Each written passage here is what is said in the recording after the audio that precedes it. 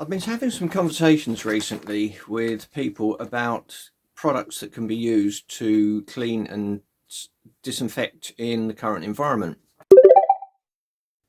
Hello, I'm Adam Cowper-Smith. I'm a soft facility services consultant and interim manager.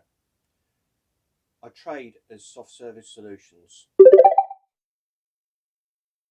PHE guidance in the document COVID-19 Cleaning in a Non-Healthcare Environment Outside the Home states the following for cleaning and disinfection. It comes under one heading, doesn't actually describe what cleaning processes need to take place prior to disinfection. All it does state is the product that should be used. And I'm going to read it because I can't remember it all. So you should use a combined detergent solution of 1,000 parts per million of available chlorine, or a household detergent followed by disinfection with a product with 1,000 parts per million of available chlorine. The inference here is that the industry should be using chlorinated products for cleaning, sanitization and disinfection. Chlorine does an awful lot of damage to all sorts of things, not least that infections build up resistance to it.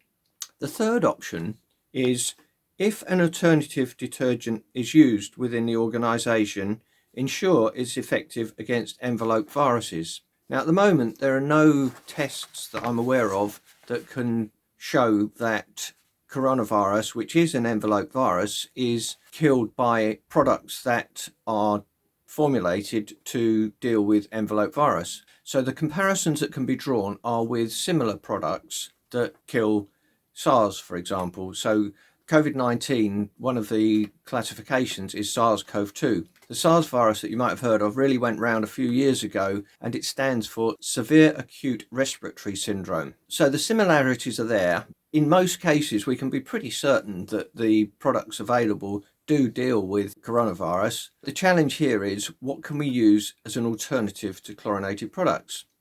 Now, there are several companies that have different approaches to it. One of them is a company called Janitor Express. They use a product that has plant-based products in it. I'm avoiding using the word chemical because chemical infers that it comes from, or indirectly from, the petrochemical industry. And these solutions, which I'm going to use as the term, are formulated from products that do not come from the petrochemical industry, but do an equally good job. Other alternatives are ingenious probiotic create environments that keep things clean. So, for example, when you clean something, the probiotics remain on the surface so that they're actually combating dirt and pathogens even after they've been cleaned. There are other companies, Pure Evo, who have a range of products that are made out of naturally occurring compounds and minerals that are mixed together to form a sustainable cleaning solution. And then there's InUscience, which uses similar to probiotic cultures. So really, for me, the question is, what can we use as an alternative to the less sustainable products from the petrochemical industry that are fully dependent on that industry to provide us with a lot of the chemicals that are currently used in the cleaning industry?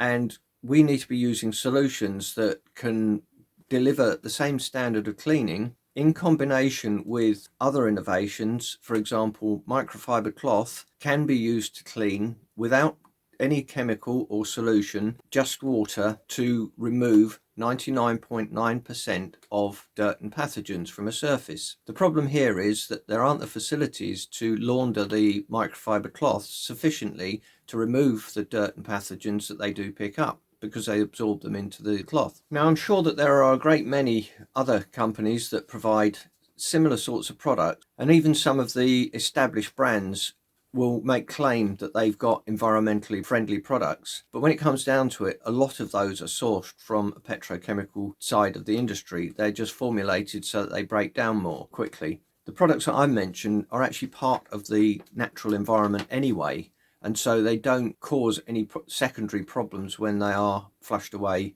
and go down into the drains.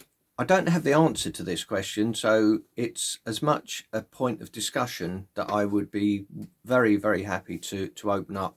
and please comment on my article and say what you think. I appreciate that the convention is to use the standard ranges of products, and there are some commercial reasons for doing that. However, with market forces, the alternatives will become much more readily available, and there is a groundswell from an awful lot of organisations to move away from harmful chemicals towards cleaning solutions that don't harm the environment.